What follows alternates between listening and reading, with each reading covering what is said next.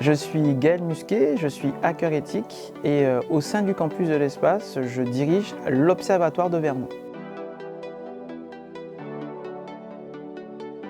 Alors ça fait 10 ans que j'habite Vernon et j'ai eu la chance il y a 3 ans de pouvoir déménager du bas du campus à rue de la Ravine à ici.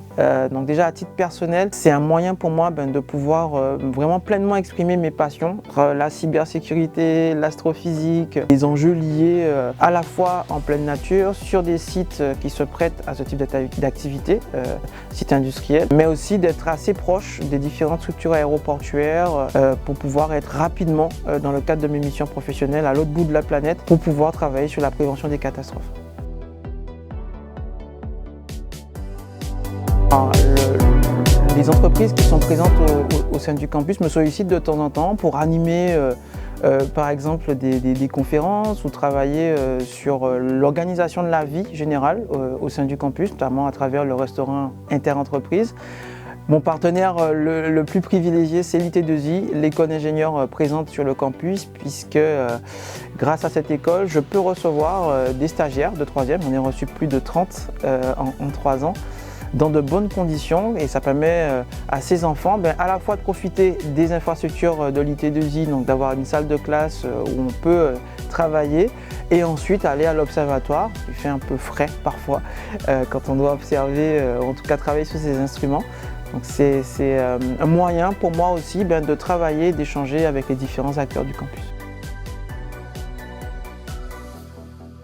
Alors la chance que l'on a ici à l'Observatoire de Vernon, c'est de disposer d'une quinzaine d'instruments qui permettent à la fois d'observer en radio ce qui se passe dans le ciel, observer des avions, des hélicoptères, des planeurs, mais aussi le trafic fluvial sur la Seine, donc les péniches qui sont sur la Seine. On récupère en fait ces données de trafic de ces différents véhicules. On a aussi la capacité d'observer des satellites, des débris, avec des moyens à la fois radio mais aussi optiques, et des phénomènes naturels, des aurores boréales ou des objets stellaires comme des nébuleuses, des galaxies, des planètes, grâce à tous ces instruments astronomiques que l'on a au sein de l'observatoire.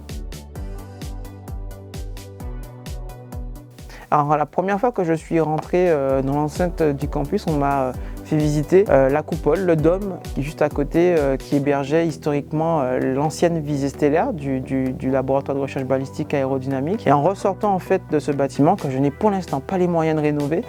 je me suis rendu compte qu'il y avait un bâtiment qu'on m'avait présenté a priori comme un petit KGB, un petit débarras. Et en regardant bien, j'ai vu que derrière le toit de ce bâtiment, il y avait des rails. Et je me suis un peu interrogé sur le fait que ces rails puissent servir à faire coulisser le toit. Ce qui s'est avéré exact, puisqu'en débrayant le moteur et en remettant le courant, on s'est rendu compte que les militaires avaient suffisamment bien préservé et conçu ce petit bâtiment. Et en appuyant sur le bouton ouverture, comme par magie, le toit de cette petite visée stellaire s'est ouvert, ce qui m'a permis d'y installer les instruments astronomiques actuels et de faire naître à nouveau l'Observatoire de Vernon. Tchic, tchac, tchac.